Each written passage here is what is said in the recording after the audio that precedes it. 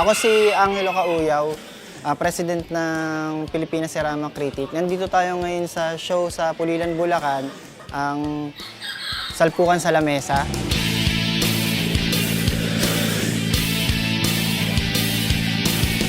Baling mangyayari ngayon sa show na to, pagandahan, pageant ng mga Malaysian Cerama o IM Cerama.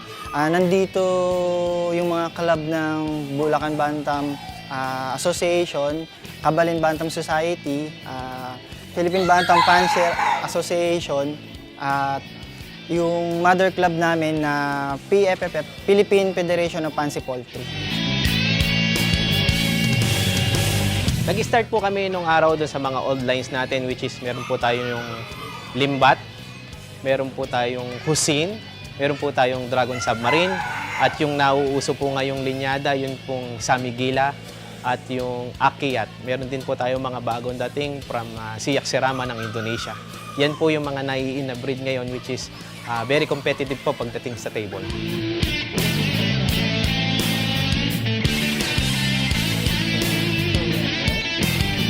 Ang Cerama po kasi, kung inyong mapapansin, ito po yung smallest chicken in the world. Siya po yung pinakamaliit na manok, which is madali siyang alagaan, madali siyang i-maintain dahil kailangan lang ng maliit na space, konting pagkain, at hindi basta papakainin at aalagaan mo lang siya. Meron tayong mga competitions na po pwede mong ilaban siya para makita yung expertise mo sa pagtitrain at pagde-develop ng Cerama.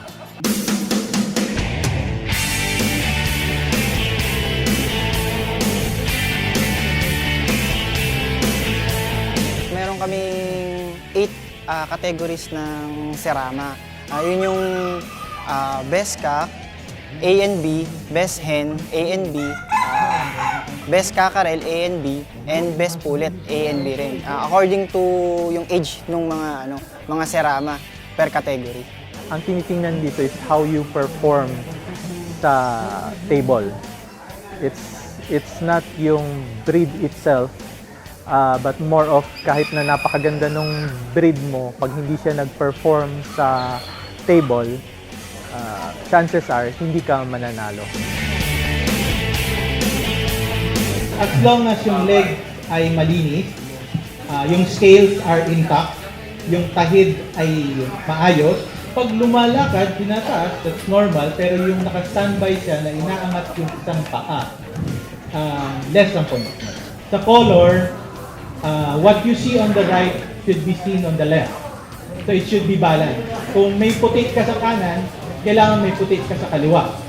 Kung yung buong manok mo puti, tapos may isang brown ka sa kanan, that's less point for you.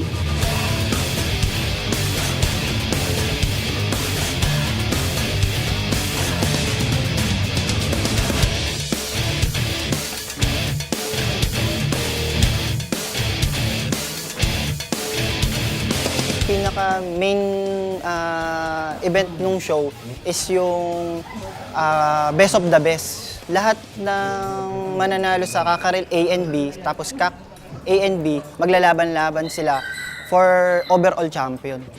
Timer! Start! Now! Yan po ang bakbakan ng the best of the best, Salpukan sa Lamesa.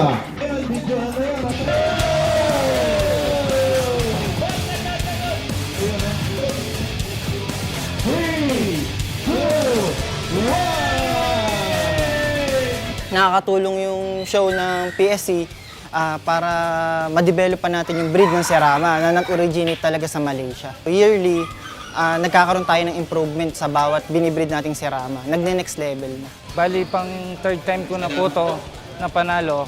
Masaya at saka maraming salamat sa mga breed ko at saka alaga dahil lagi akong binibigyan ng panalo. Iniimbitahan po namin ang lahat na dumalo at sumali po ng inyo pong makita yung ating mga mumunting alaga. Mayroon po kami mga darating na mga shows at sa expo po, maaari pong makita po yung ating mga alaga. Nagpapasalamat ako sa mga kasamahan naming club, mga kapatid na Kabalin, sa ibang club, Bulacan BBA, na patuloy na sumusuporta every time na nag-show kami. Yun nga, pangatlong show na namin ngayon, nandyan pa rin sila, hindi sila nagsasawang sumuporta. Saka yung mga iba pa na kahit na hindi under ng ibang club na patuloy pa rin sumusuporta sa amin.